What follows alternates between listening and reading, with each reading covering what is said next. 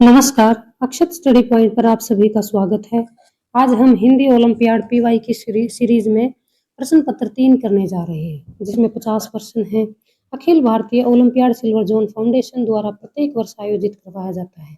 उसी के प्रश्न पत्र को हम कर रहे हैं। तो आइए शुरू करते हैं। खंड ए, प्रश्न संख्या 1 से 5 तक निम्नलिखित गद्यांश को पढ़कर दिए गए प्रश्नों के उत्तर दीजिए। घने जंगल में एक शेर रहता था। उससे जंगल में रहने वाले सभी जानवर डरते थे। सियार भी उससे बहुत परेशान था। एक रात की बात है, एक जवान सियार गांव की तरफ गया। वहां होली की तैयारियां चल रही थी। उसने एक घर के बाहर एक बड़ा टब रखा देखा। उस टब में नीला रंग भरा था। सियार ने टब में छलांग लगाई और वापस जंगल में आ गया। उसके शरीर का रंग नीला हो गया था। उसे देखकर जंगल के सभी जानवर डरकर भागने लगे। रंगे सियार ने शेर को खूब फटकार लगाई। शेर बहुत डर गया था। इतने में एक सियार ने शेर के कान में कुछ कहा और सभी सियार जोर जोर से रोने लगे। रंगा सियार भी सब कुछ भूल कर रोने लगा। शेर ने जवान सियार को तुरंत धर दबोचा और रंगा सियार मारा गया। तो इसी जो गद्यांश है उसके आधार पर हम अगले इन प्रश्नों को सोल्व करेंगे। घने जंगल में कौन रहता था? तो घने जंगल में, जैसा कि इस गद्यांश में आया है, वो फर्स्ट लाइन है, घने जंगल में एक शेर रहता था। तो इसका आंसर हो जाएगा शेर। गांव में किसकी तैयारियां चल रही थी? गांव में होली की तैयारियां चल रही थी। अगला क्वेश्चन है, टब में क्या भरा था? टब में नीला रंग भरा था, जिसके अंदर सियार ने छलांग लगा दी थी। जंगल के सभी जानवर किससे डरकर भागने लगे? जंगल के सभी जानवर रंगे सियार को देखकर भागने लगे। गद्यांश में प्रयुक्त जवान शब्द का विलोम है। तो विलोम मीन्स उसका अपोजिट क्या है, उसका विपरार्थक क्या है? तो जवान का विपरार्थक हो जाएगा बूढ़ा। सुनकर और पढ़कर हम दूसरों के विचार को समझते हैं। भाषा भाषा क्या होती है? भाषा जब हम अपने विचारों को या दूसरों के विचारों को सुनकर, बोलकर, लिखकर जब व्यक्त करते हैं तो उसे भाषा कहते हैं। और उपभाषा भाषा की ही एक छोटी इकाई होती है, उपभाषा। बोली भाषा की सबसे छोटी इकाई होती है, जो एक सीमित क्षेत्र में बोली जाती है। तो इसका आंसर हो जाएगा विचार। अगला क्वेश्चन है, डैश लिपि अंधे व्यक्तियों के लिए बहुत उपयोगी है। तो जो ये पिछले पेपर में भी एक क्वेश्चन आया था कि जो अंधे व्यक्तियों के लिए जो लिपि है वो ब्रेल लिपि है, जिसका आविष्कार लुईस ब्रेल ने किया था। और जो बांग्ला लिपि है वो बंगाली भाषा की लिपि है। गुरुमुखी है वो पंजाबी भाषा की लिपि है। और देवनागरी है वो हिंदी, गुजराती और संस्कृत तीनों भाषाओं की लिपि है। अंगूठी शब्द में ध्वनि का प्रयोग हुआ है। तो अंगूठी शब्द में किस ध्वनि का? अनुस्वार का प्रयोग। अनुस्वार, अनुनासिक, इनको हम अयोगवाह भी कहते हैं। अनुस्वार और अनुनासिक को हम अयोगवाह कहते हैं। हिंदी में 2 अयोगवाह हैं। और विसर्ग है, विसर्ग की ध्वनि है के रूप में उच्चरित होती है। जैसे है की साउंड आती है उस तरह से उच्चरित होती है। और जो विसर्ग है वो संस्कृत भाषा से लिए गए हैं। जब 2 व्यंजन एक साथ जुड़ते हैं तो उन्हें कहते हैं, 2 व्यंजन जब एक साथ जुड़ते हैं तो उन्हें संयुक्त व्यंजन कहा जाता है। संयुक्त व्यंजन में 2 व्यंजन अलग अलग व्यंजन जुड़ते हैं, जैसे क्षय, त्रय, जैसे क्षय, त्रय और ज्ञ। क्षय में क और श को मिलाकर श बना है। त्रय में त और र को, और ज्ञ में ज और ण को, और श्रय में श और र को मिलाकर संयुक्त व्यंजन का निर्माण हुआ है। द्वित्व व्यंजन के अंदर एक ही व्यंजन की आवृत्ति 2 बार होती है। एक बार उसको आधा लिखा जाता है और दूसरी बार उसको पूरा लिखा जाता है। तो ये द्वित्व व्यंजन है। अंतस्थ व्यंजन, हिंदी भाषा में अंतस्थ व्यंजन 4 हैं, य, र, ल, व। ये अंतस्थ व्यंजन है। एक ऐसा शब्द जिसके अंत में बड़ी ई की मात्रा आती है और खाने में जो मीठी होती है, तो वो क्या होती है? बर्फी। हमारे देश का नाम भारत है, इसकी राजधानी नई दिल्ली है। तो इसमें जो ये नई दिल्ली अंडरलाइन किया गया है, ये कौन सी संज्ञा है, हमें ये बताना है। तो नई दिल्ली एक नाम दिया गया है, एक मतलब स्पेशल नाम के बारे में बताया गया। नई दिल्ली एक ही है, तो इसके लिए इसका आंसर हो जाएगा व्यक्तिवाचक संज्ञा। सरदार का स्त्रीलिंग क्या होगा? तो सरदार का स्त्रीलिंग होगा सरदारनी।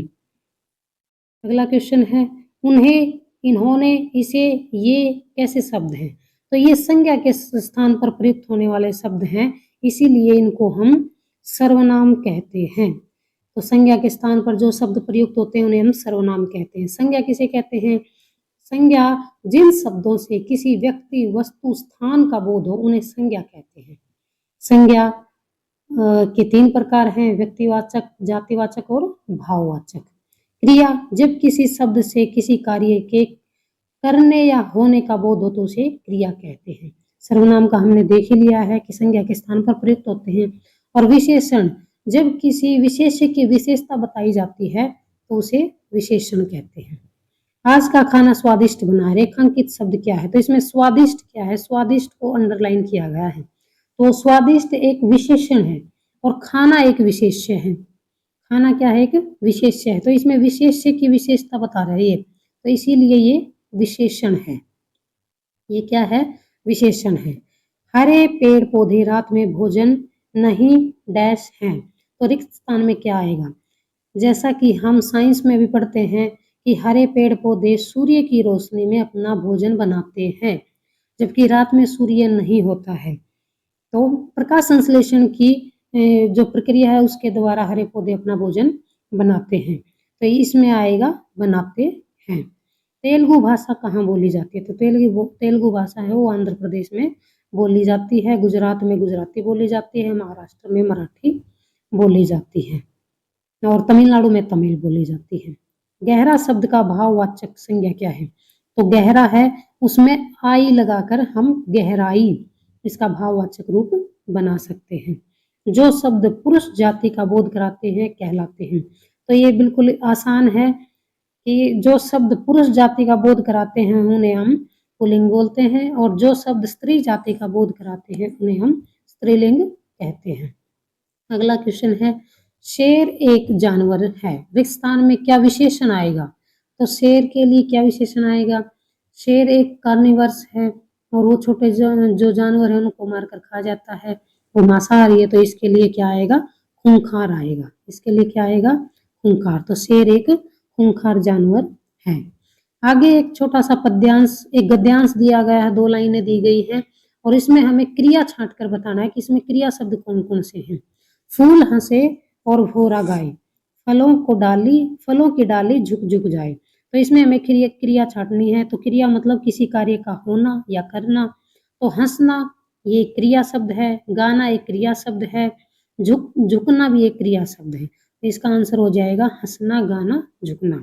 गीता सुरीला गाती है, वाक्यांश में क्रिया विशेषण शब्द है। तो गाना है वो क्रिया है, गाना क्रिया है और सुरीला ये क्रिया की विशेषता बता रहा है, तो ये क्रिया विशेषण है। सुरीला क्या है? क्रिया विशेषण। और गीता एक व्यक्ति है का नाम है, तो ये एक संज्ञा हो जाएगा। तो इसमें वाक्यांश में जो क्रिया विशेषण है वो है सुरीला। निम्न शब्द में एक शब्द इमारत है, तो इसमें से एक बिल्डिंग का नाम है वो हमें छांट कर बताना है। तो इसका आंसर हो जाएगा हुमायूं का मकबरा। मुंह फुलाना मुहावरे का उचित अर्थ क्या होगा? मुंह फुलाना मुहावरे का उचित अर्थ होगा रूठना। मुंह फुलाना मुहावरे का उचित रूप क्या होगा? रूठना। विराम शब्द का अर्थ है, विराम शब्द का अर्थ हमने पहले भी पढ़ा था। विराम का अर्थ होता है रुकना, एक पॉज लेना, कुछ समय के लिए विराम लेना। तो रुकना मीन्स रुकना भी जैसे एक तो हम थोड़ा रुकते हैं और एक हम जैसे सेंटेंस के लास्ट में, वाक्य के अंत में जो लगाते हैं उसे हम पूर्ण विराम बोलते हैं। तो विराम का यहाँ पर लगाना है रुकना। अगला क्वेश्चन है गाय का बहुवचन शब्द क्या होगा? गाय का इसका आंसर आएगा वर्तनी के हिसाब से बै। जो गाय शब्द है उसका बहुवचन हो जाएगा बै। पटना शहर गंगा नदी के किनारे बसा, इस वाक्यांश में संज्ञा शब्द बताना है। तो इसमें संज्ञा शब्द, पटना क्या है? एक शहर का नाम है, शहर ये भी संज्ञा है, गंगा भी एक संज्ञा है, नदी भी एक संज्ञा है। तो इसका आंसर हो जाएगा पटना, नदी, गंगा, शहर, ये सभी संज्ञा शब्द हैं। फ्रेंच भाषा की लिपि है, लिपि वाला जो ये क्वेश्चन है ये मोस्ट इम्पोर्टेंट है, इस क्वेश्चन को जरूर कर लें। और भी जो दूसरी भाषाओं की लिपियाँ उनका भी मैं अलग से आपको बताऊंगी। तो फारसी भाषा, फारसी जो लिपि है वो उर्दू भाषा की है और जो रोमन लिपि है वो फ्रेंच और अंग्रेजी दोनों की लिपि है। तो इसमें फ्रेंच का पूछा है तो इसका आंसर हो जाएगा रोमन। जो देवनागरी लिपि है वो हिंदी, गुजराती और संस्कृत इन तीनों की लिपि है। बंगला है वो बंगाली की है। तो ये लिपि वाला क्वेश्चन है, ये मोस्ट इम्पोर्टेंट क्वेश्चन है। अगला क्वेश्चन है, फूल पर मंडरा रही है डैश में रिक्त स्थान बताइए। तो फूल पर क्या मंडरा रही है, भंवरा, तितलियां, जुगनू या तितली। तो इसका आंसर हो जाएगा तितली फूल पर मंडरा रही है। मछलियां शब्द का एक वचन क्या होगा। तो मछलियां शब्द का जो एक वचन है वो मछली होगा। डैश पेड़ है रिक्त स्थान पर क्या आएगा। तो नुकीला, कंटीला, कारला, सड़ा। तो इसका आंसर इनमें से कोई नहीं आएगा क्योंकि पेड़ है वो हमेशा कैसा होता है, पेड़ हमेशा हरा होता है। तो ये इसका आंसर आ जाएगा इनमें से कोई नहीं, हरा पेड़। इसका आंसर आ जाएगा हरा पेड़। अगला क्वेश्चन है, ऐसे शब्द जिनसे किसी काम के करने या होने का पता चले। ये मैंने कई बार बता दिया है।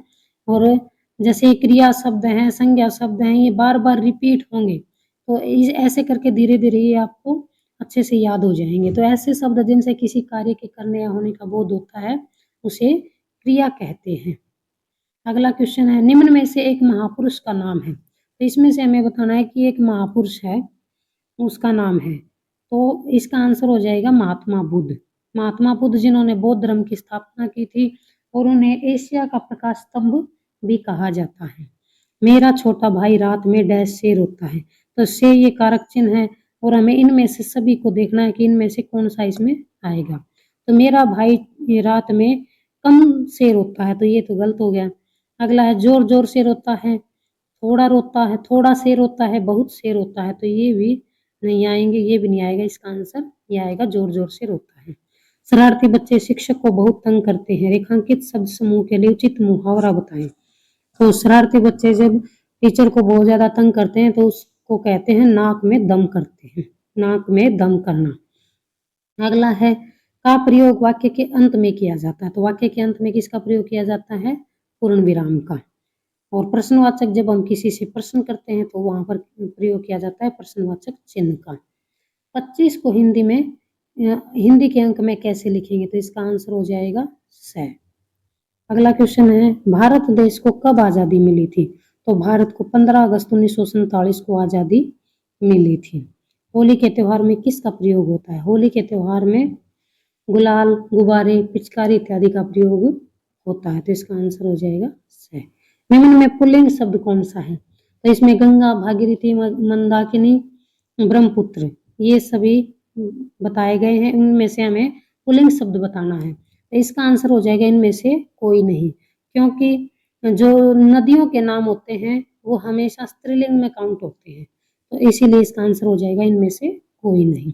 भूत, भगवान, हवा इन्हें हम नहीं देख सकते किंतु इनके नाम शब्द हैं। तो इनके नाम कौन से शब्द हैं, संज्ञा शब्द हैं। इनके नाम कौन से शब्द हैं, संज्ञा शब्द हैं। री स्वर की उचित मात्रा कौन सी है। तो री शब्द की उचित मात्रा हमें बतानी है। तो जैसे रे के अलग अलग प्रकार हैं। जैसे एक री होता है, जैसे करम में लिख रखा है, करम के अंदर लिख रखा है तो ये ऊपर रे लगा रखा है, इसमें करम। एक होता है ट्रक, इसके नीचे ये वाला रे लगता है जो ये वाला है। और एक सिंपल रे होता है, एक सिंपल रे प्रयुक्त होता है, ये लिखते हैं हम। और एक होता है साइड में जो इस तरह से लगाया जाता है, जैसे प्रकाश, रिया, प्रत्यक्ष इत्यादि। तो ये री की ये उचित मात्रा कौन सी होगी, री की ये होगी। जैसे हम बोलते हैं ना कृपा, तो ये री की वो है।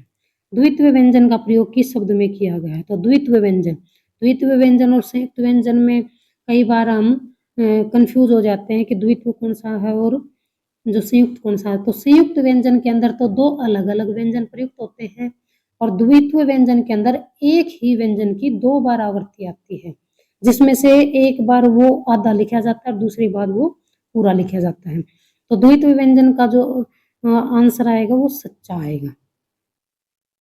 अगला क्वेश्चन है, निम्न में से सही मात्रा वाले शब्द बताइए। तो इसमें जो रे के ऊपर मात्रा लगती है वो हमेशा बीच में लगती है, कभी भी नीचे, ऊपर या साइड में नहीं लगती। इसकी जो मात्रा है रुमाल, इसका आंसर आ जाएगा ये द, रुमाल। सुमन का पर्यायवाची शब्द बताइए। सुमन, सुमन होता है फूल, पुष्प। सुमन फूल या पुष्प, ठीक है। मनुष्य, पेड़ पौधे, जानवर आदि सजीव हैं, जबकि मिट्टी, पानी और हवा ये क्या है? तो जैसे हम काउंट करते हैं कि लिविंग थिंग्स और नॉन लिविंग थिंग्स, सजीव वस्तुएं और निर्जीव वस्तुएं। सजीव वस्तुएं जो चल फिर सकती हैं, खा पी सकती हैं, जो बढ़ती हैं, वो सजीव वस्तुएं होती हैं। निर्जीव वस्तुएं जो ना एक जगह से दूसरी जगह पर मूव कर सकती है, ना ही खाती पीती है, वो एक जगह पर ही पड़ी रहेंगी, तो वो निर्जीव है। तो जो मनुष्य, पेड़ पौधे, जानवर है, ये सभी सजीव हैं, जबकि जो मिट्टी, पानी और हवा है वो निर्जीव है, नॉन लिविंग थिंग्स है।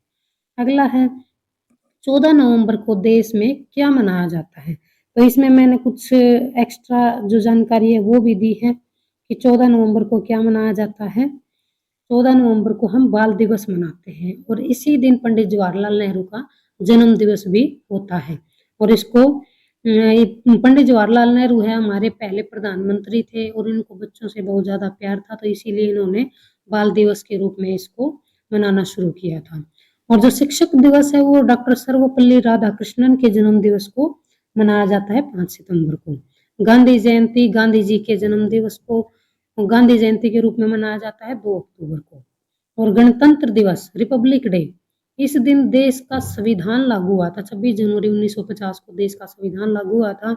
उस दिन से हम गणतंत्र दिवस मनाते हैं और 15 अगस्त को स्वतंत्रता दिवस के रूप में मनाते हैं। अगला क्वेश्चन है क्योंकि शब्द का शुद्ध रूप बताइए। तो क्योंकि शब्द का शुद्ध रूप क्या आ जाएगा? इसका वह आंसर आएगा इसका। क्योंकि शब्द का शुद्ध रूप क्या हो जाएगा? वह। पत्र के प्रकार होते हैं। पत्र के प्रकार, पत्र के 2 प्रकार होते हैं, औपचारिक और अनौपचारिक। औपचारिक पत्र जो ऑफिशियल होते हैं, जो हम किसी संस्था, इंस्टीट्यूट में या किसी मतलब औपचारिक रूप से जो पत्र हम लिखते हैं, जैसे हम किसी मुख्याध्यापक के नाम पत्र लिखते हैं, किसी बैंक के नाम पत्र लिखते हैं या किसी कोई इंस्टीट्यूट है उसके नाम जो पत्र लिखते हैं वो औपचारिक होते हैं।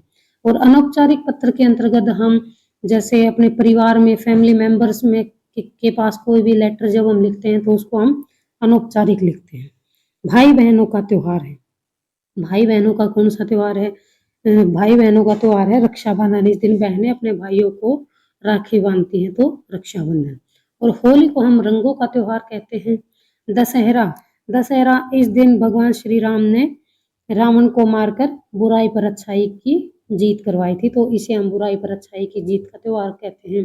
दीपावली को हम दीपों का त्योहार या फिर दीपोत्सव भी कहते हैं।